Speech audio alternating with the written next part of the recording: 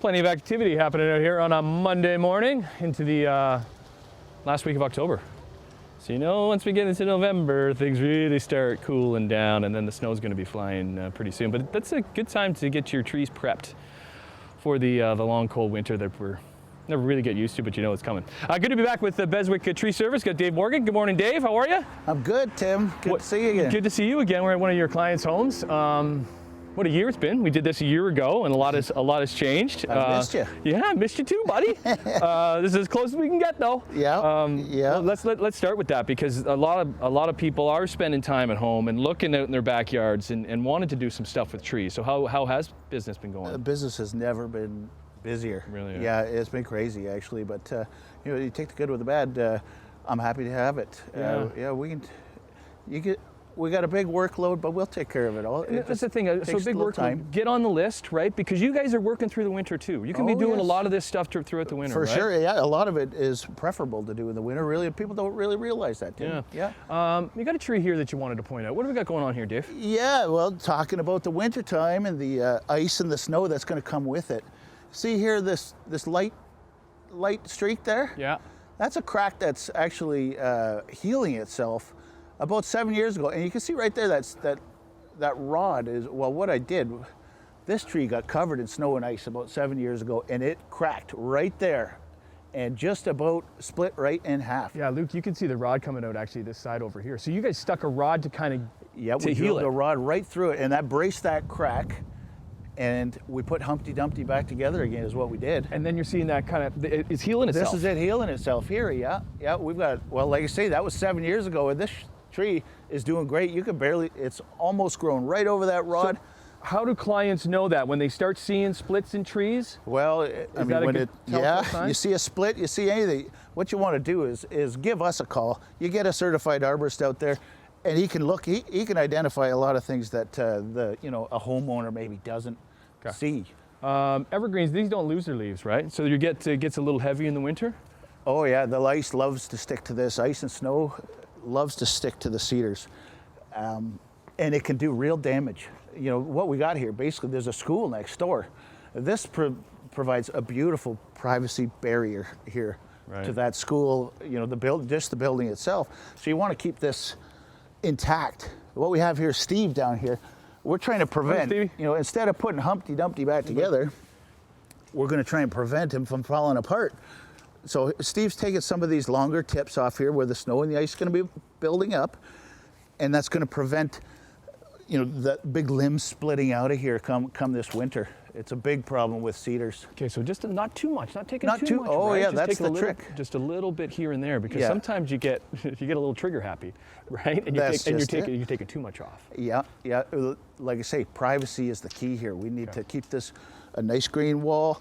What Steve's got a good eye for it. He's been in the business a long time. His grandfather was into trees. His father worked for us for many years, and here he is.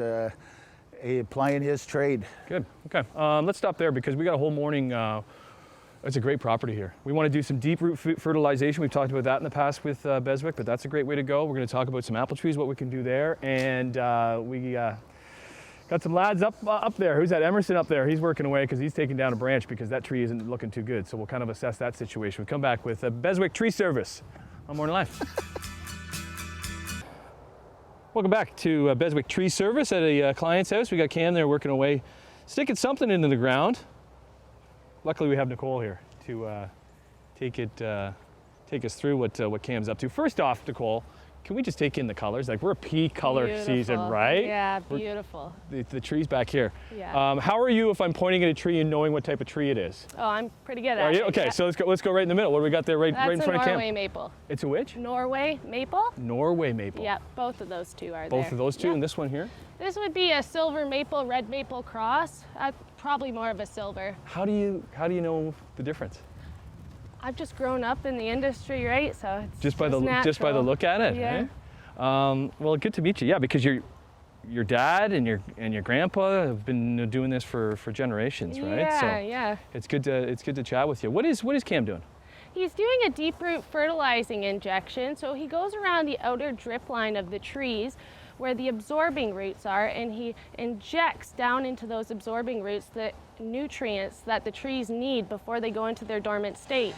So what kind of nutrients are we putting in there? What do they need? A lot of nitrogen and many other minerals. Really? Okay. Yeah. And so he's not going into the root, it's just going into the soil to help the roots out. Yeah, exactly. So around the absorbing roots, and that way they can absorb it. If you were to go right up to the big root systems, they're not going to absorb that kind of fertilizer. The absorbing roots will absorb that. When's the best time to be doing this?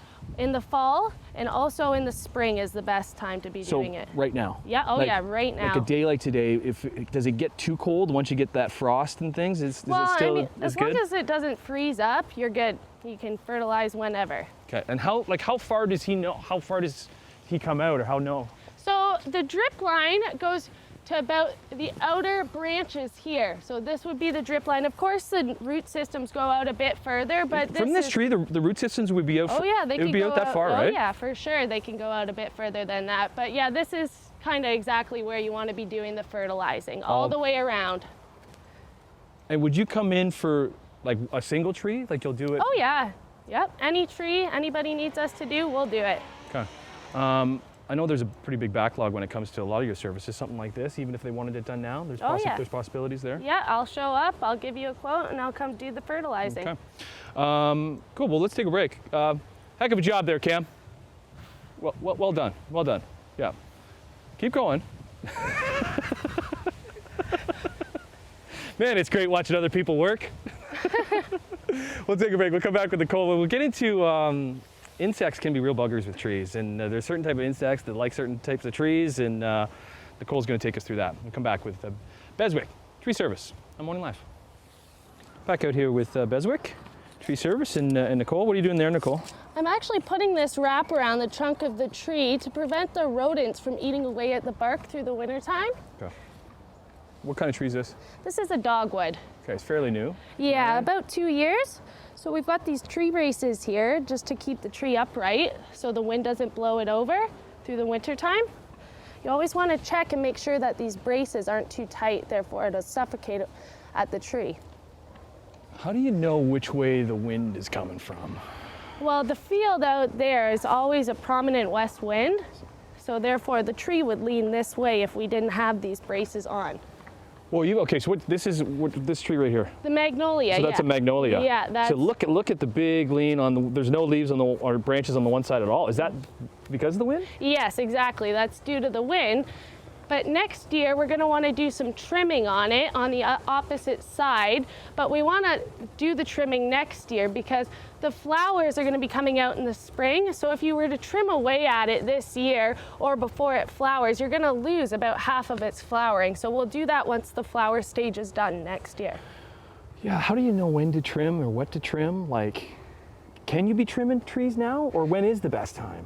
Well, it's all different to different species, right? Cedars are the best when they're dormant, right? That way they wake up and they don't really realize that they were trimmed, opposed to trimming them while they're still in their growing stage. Let's get into insects a little bit. Yeah. Okay. What's this here? This is a standard euonymus. Euonymus. Yeah. These berries edible? No, no. Luke, you want a berry? Yummy. What do you want to talk about this one here, this euonymus? So the euonymus gets scale insects. So if you were to apply a mineral oil in the early spring to it, it will suffocate that insect. Therefore, it can't do any damage to the euonymus, much the same as the scale insect with the magnolia. What's the burlap doing over here? The burlap is for the wind. It's to prevent windburn throughout the winter because this is an evergreen. It holds its foliage throughout the winter time. So that way you'll cover it up and it won't have windburn once you take it off in the springtime. Even too, then there's not as much snow that gets on it too? Exactly, exactly. You can't get any storm damage and whatnot. What kind of insect are you going to see on something like a magnolia? The scale insect as well. Yeah. The scale. How Yeah. would you recognize a scale? So it's like white little lumps all over the trunk of the tree, and what it does is it secretes the sap out of the inner wood, and then you'll get insects like wasps and whatnot, and they'll come towards that sap, right? So that would be a good sign. If you're seeing some of the sap coming out of it, you know that there might be some. Yeah, but it's those white lumps that are the real sign. And that's the thing, there's different insects Yeah. for every different tree. Exactly. Right? So yeah, it's good to get the experts like Nicole and Beswick out to check the situation out. Look at Kim, still deep rooting over there. There you go, boy. That's it. We'll take a break and we'll come back because we do have an issue with, what's the insect that's taken over this tree? The emerald ash borer. Emerald ash borer, Yeah. right? And it's kind of destroyed one of the trees, so we'll show off what you can do with that and come back on Morning Live. Oh, we hear the chainsaw. To the end of apple season, but there's still a few beauties left, like this one right here. Can I eat this, Dave? It's a pie apple, It's but a you pie can eat apple, it. oh. Yeah, that's a spy actually. That it's an old. Oh, old that's breed. good. Yeah. That's good. Like We you wanted say. to talk about fruit trees, right? Back with Dave from Beswick Tree Service. That's a good looking apple tree, right? Well, it'll be better looking in the come spring. If you turn and see this Cortland tree I got over here. Right over here. Yeah, this one's much more polite tree. It doesn't form all that sucker growth like we see on that spy tree over there. So how do you get it looking, like would you start taking this stuff off now or? No, wait? that's what I say, getting back on a winter theme. Once all these leaves are gone in the middle of the winter and the tree goes dormant, we'll take all that sucker all growth this off. stuff That's off. what you maybe call succulent growth. It doesn't produce no flowers come on it, no fruit forms on it. You take all that off and you get a tree looking more like this. But that's something to do, like I say, in the Okay. dormant season when everything's at rest. Okay. There's a little garden underneath too we don't want to trample on. We got some action going on over here with the lads. What are we doing here, Dave? Well, this is a ash tree, and the emerald ash borer has killed this guy. It's time to go. But really, we've kind of staged this for the camera here. This is another perfect job to do in the middle of the winter. What I got Emerson doing, we're going to take this big limb off because, as you can see, that tree wants to, Go into the house. or leans more so that way. So we take that big counterweight off. We're going to drop that tree in the winter, the appropriate time when we don't do any lawn damage, Take it into down. the lawn. Just makes more sense. What is ash? What is ash? Oh, he's taking that down. Well, I do want to see that action, but Yeah. I wanted to show off what the bug that's killing this tree. Right.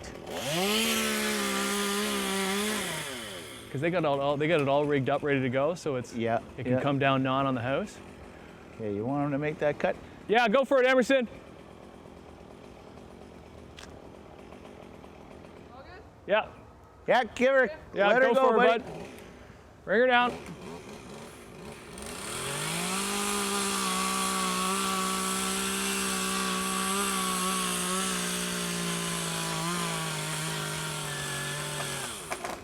Timber! Yeah, that'd The do some money damage. cut. That'd do some damage, right? It sure But would. this, yeah. that's what we wanted to show here. You see, this is what they call galleries. The adult beetle actually feeds on the leaves and does really no damage to the tree, but it lays its eggs on here, and the larvae burrow under the bark, and they eat what they call the cambium, and that's the biologically active portion of that tree there. So they ring the tree underneath the bark, and so the nutrients don't flow, the sap doesn't flow. That's it. The tree dies, and they attack in such numbers. The tree's finished. There's no resistance to it whatsoever. Okay, thanks for having us out. Always tons of activity. Thanks, guys. Good work, Emerson. Thanks, buddy. Good to see you again, Tim. Thanks Cam. for coming. The whole gang, and reach out to Beswick. They're busy, but they'll get you on the list and tons of stuff to be doing in the winter.